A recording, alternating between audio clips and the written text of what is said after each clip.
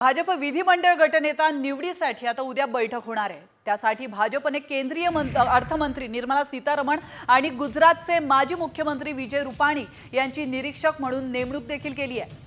हे दोन्ही निरीक्षक आज मुंबईमध्ये पोहोचतील। उद्याच्या बैठकीनंतर भाजपच्या गटनेत्यांचं नाव जाहीर करू असं विजय रुपाणी यांनी स्पष्ट केलंय।